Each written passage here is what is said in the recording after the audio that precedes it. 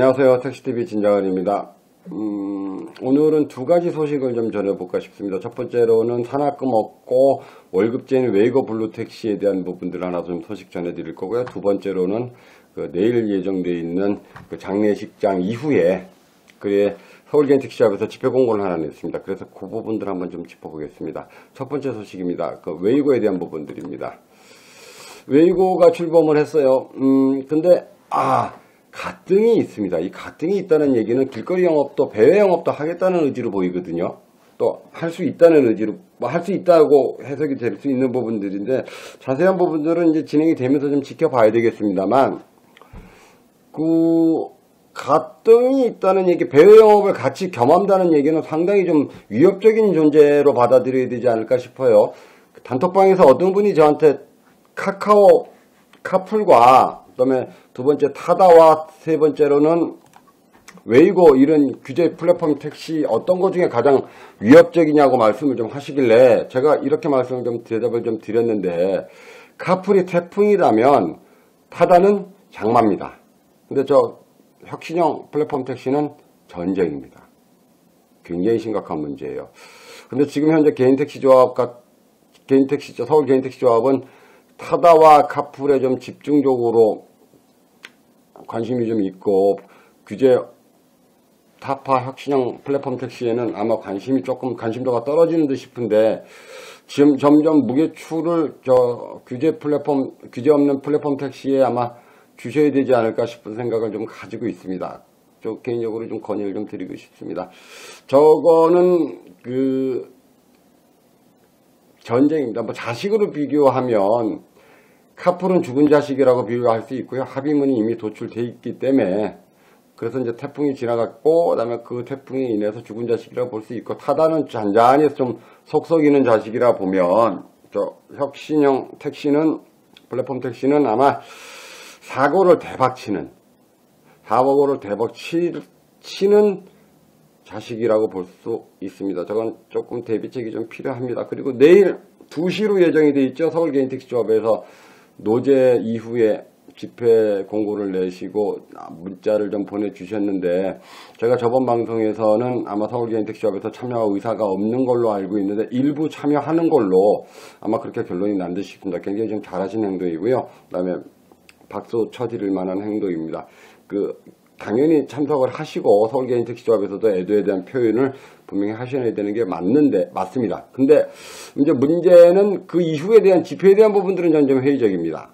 첫 번째로는 그 이유로는 이미 대규모 집회가 3번이 있었습니다. 전국 단위의 택시 기사님들이 모여서 10만 명 이상이 모여서 여의도와 강화문에서 3번의 집회가 있었고 2번의 분신 사태가 이루어졌는데도 지금 그 정도의 합의한 데께 도출이 안 된 상태에서 국철희 이사장님은 선거 공약에도 발표를 하셨고 그다음에 선거 공약에 카풀에 대한 81조 1항에 대한 부분들 삭제를 3개월 이내 약속을 하셨고 그다음에 저번 주 수요 집회에서도 약속을 하셨고 그다음에 연합회에 대한 부분들 4기단체 비대위에 대한 4기단체 합의안도 전면 거부를 하신 상태에서 2,000명 정도로 모이는 걸로 알고 있는데 저 2,000명 정도 모여서 집회를 열어서 과연 81조 1항을 삭제시킬 수 있는지가 한 가지 좀 의문점이고요. 두 번째로는 우리한테 지금 가진 시간이 별로 없습니다. 어저께 통화에 의하면 김종남 씨가 이야기하시기를 나경원 대표가 27일 날 소위원회를 통과시키기로 약속을 했다. 그럼 저 소위원을 통과시키기 전에 막는 것이 훨씬 더 효율적이고 쉬울 텐데 소위원회가 통과가 되면 또 힘들어질 거고 본회의 상정이 돼서 국회 통과가 되면 정말 힘들어질 상황이 벌어질 텐데 그러면 소위원회가 통과되기까지는 대략 일주일에서 열흘 정도 시간이 남은 듯 싶은데 일주일에서 열흘 가지고 있는 시간을 가지고 저렇게 잔집회라는 표현은 제가 저 집회 자체가 의미가 작다는 말씀이 드리는 것이 아니고 10만 명을 동원했던 집회보다는 좀 작은 집회로 진행이 됐을 때 과연 막을 수 있느냐에 대한 부분들은 회의적입니다. 그리고 두 번째로는 우리 조합원들이 저는 이제 그 자리에 참석을 하겠습니다만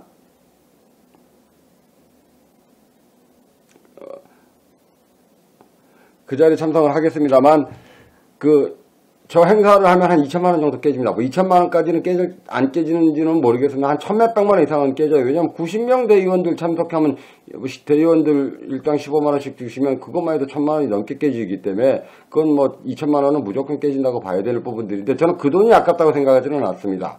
그건 뭐 대의원님들이 또 급여 없이 고생을 하시는 부분들이기 때문에 챙겨드려야 되는 부분들이 분명히 맞기는 한데 우리 조합원들은 정말 생업을 포기하고 간단 말이에요. 그러면 가시적인 결과를 좀 보여주셔야 되는데 저렇게 집회를 진행을 하시면 가시적인 결과가 어렵지 않을까라 생각이 듭니다. 그러면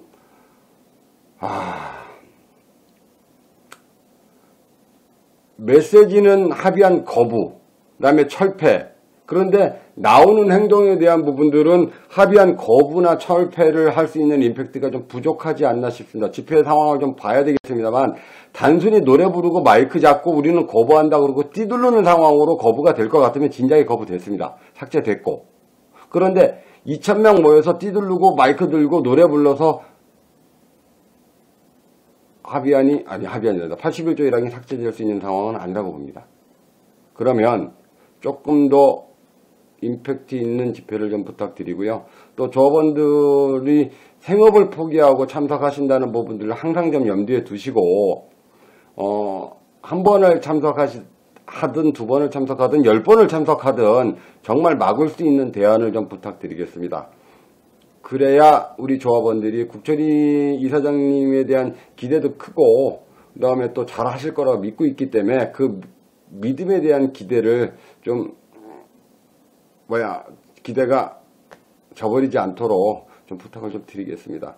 저는 개인적으로 2,000명 정도 저런 집회로는 못 막는다고 봅니다.